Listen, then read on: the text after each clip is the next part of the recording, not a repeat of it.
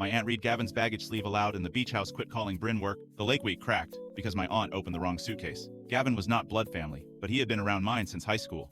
His mother and my aunt were college roommates, so every holiday he got treated like one of ours long before we started dating. That history made everything with him harder.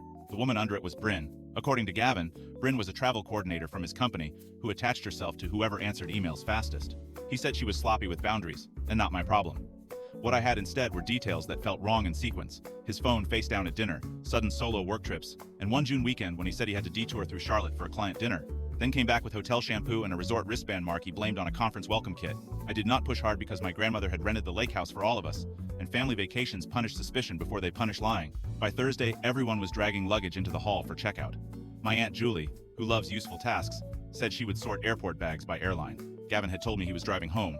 That mattered later. Julie grabbed the navy carry-on by the stairs, checked the side pocket for an ID tag, and called out, "Gavin, why does this still say Charleston?" He moved toward her too fast. She was already reading. The baggage sleeve was fresh. It showed a claim check from the previous weekend. Passenger, Gavin Mercer. Destination, Charleston. Linked bag 2, Brynn Keller. Priority pair check. Nobody spoke at first. Then my cousin Nate asked the obvious question. I thought Charlotte was the client dinner. That was the first clue. The second was the date. Same Saturday as the detour he kept describing, like it had stolen his whole weekend.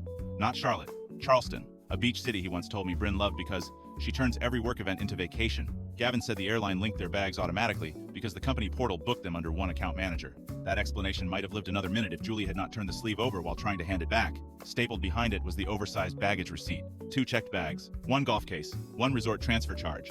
Hotel shuttle partner pickup confirmed. My mother, who had spent months telling me I was too ready to see betrayal in administrative details, stopped still. I asked Gavin why a one-night client detour with no time to call somehow involved paired baggage, a resort shuttle, and Brynn's name on the same travel strip. He said because corporate travel is messy, and I was doing that thing again where one ugly document becomes an affair. Maybe he was right about part of that.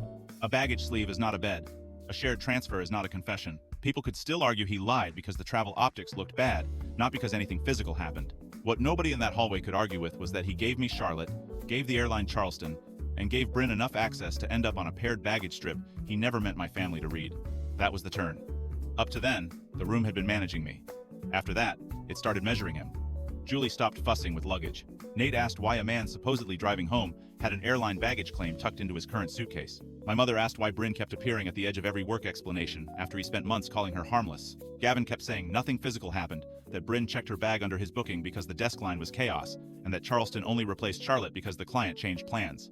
Maybe, by the time we loaded the cars, nobody at the lake house was debating whether I had imagined the lie anymore. They were debating whether the only thing he hid was the city, or whether Brynn had been in the real itinerary the whole time.